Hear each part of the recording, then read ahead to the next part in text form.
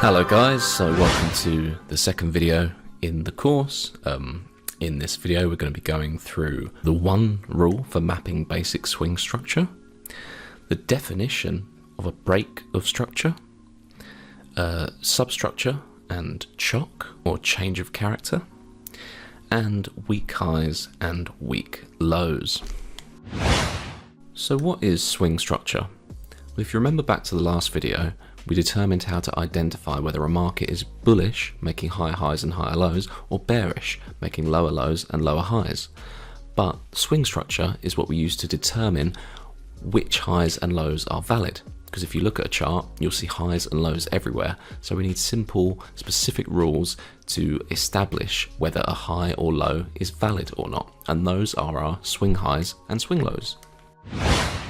So from the nature of the market, we know that price moves in phases of impulse and correction, but we need to determine where the impulse ends and where the correction begins. So to do this, we need a rule to establish the start of a valid pullback. The rule is as follows. In order for a movement in price to be considered a pullback and therefore a legitimate swing high or swing low, a candle in the pullback must close either below the candle to its left in a bullish trending market or above the candle to its left in a bearish trending market before breaking swing structure again in the direction of the overall trend. That is the entirety of the rule. So see these diagrams to get a picture of that. Now, in order to determine a valid break of structure, we require a candle body to close above or below the swing high or low. If just the candle wick breaks the swing and the body remains the other side, it is not yet considered broken. In certain situations, the wick break may be considered a sweep of liquidity, which we will talk about more later on. Right, so now you guys know about basic swing structure and breaks of structure. Let's head to the charts. So here we are looking at current price action on Euro USD. This is the 4-hour chart. And what I kind of want to do is blank chart at the moment. I've got no drawings on here, and so what I want to work out are my most recent swing highs and lows.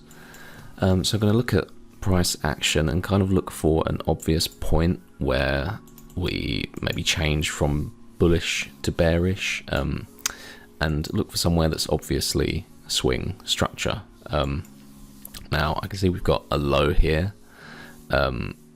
and a previous low that was cemented here and established because this candle closed above this one to its left. If I zoom in a little bit on that, so I know we've got a push down and a solid low, a valid low here because of this candle.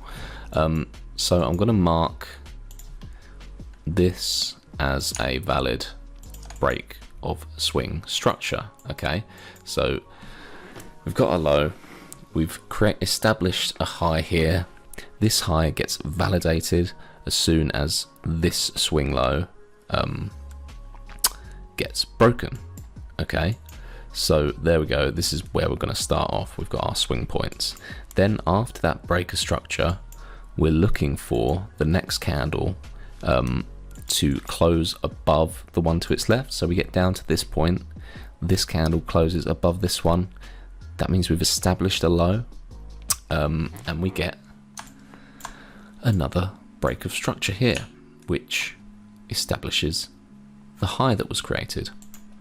Now what we get next is a break of the newly established swing high. So looking at that, we've turned bullish on the 4-hour at this point. And now we're looking for a candle to close below the one to its left in order to establish our highs. And this one does. So that's now an established high. And do we get a break after that? We do. So we look for the lowest point before this break, and that was this low down here, and then we have that break of structure. So this was the low and this was the high. Then we see what happens next. Well, we get a wick break below this low, but as we know, a wick can just be seen as a sweep. So at this point, we're not as a break of structure yet, and we still technically could see this as bullish. So we move along and see, do we get broken again? Yes, we got broken over here. So we did in fact turn bearish, and we can also see that the high did not get taken before that low. So this is now our swing high, this is now our swing low. Okay, now what are we waiting for? Well, we're looking for either the high to get broken and closed above, or the low to get broken and closed above. And what we can see by placing our crosshairs on both is that the first one to get broken is the high. So all the way over here, we turned bullish again. Okay, and then we look at to see what happens next. We get another break of structure here. So again, we're bullish. We form this low here. So the lows, remember, are the lowest point before the break of structure again. So we formed this high, then we look for the lowest point that formed after this high was this one, and then we got a break of structure again to the upside. What happens after this? This is all substructure because it happens within the two previous swing points.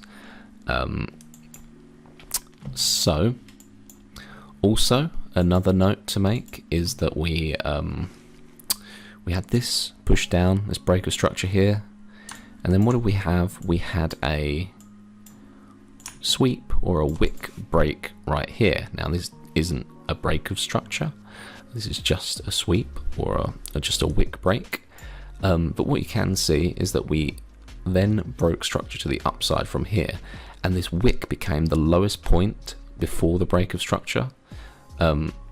So the wick would now be our swing low after that high was broken because it's the lowest point.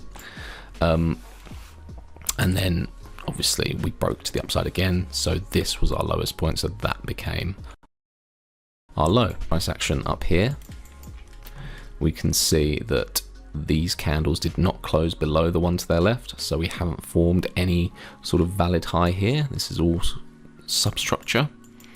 And then the next thing to happen was our low was closed below. Okay, so we turned bearish, and what we had was this huge leg of price. Okay, and then after that, what happened? Well, we see that price came up here, failed to close above here, just wicked above, and then it once again failed to close above, just wicked above. So no break of structure to the upside, and what we eventually got was a further break of structure to the downside. And there we go. So another break of structure there. Now what I've also seen is that I've made a small mistake here, and actually our swing low was formed at this point here because this candle closed above this one to its left, so this is a good point to make. See, this candle did not close below it, it just swept it before continuing upwards. And you know, this sweep here is a good sign of the sweep and then break of this substructural high that was formed, signified the start of this pullback up to this area before price continued bearish, but we'll go more into that sort of thing later on. And then we follow the more recent price. We had no candles closing above the one to their left in all this, so this is again just one long leg of price until this point right here, cementing this as the low. And so once again we've got a huge bearish leg, even bigger than the previous one. So our current leg is this high and this low. And now what you can do to be clear on your current swing highs and lows is use something like this circle icon to pop a little circle if it wants to show up on the high and the low like that, so you can clearly see where your current swing highs and lows are. Or you can just be aware of the last break of structure. Your eyes will get used to it in time. But yeah, that is swing structure and breaks of structure in a nutshell. So that's it for part 1 of this video on basic structure.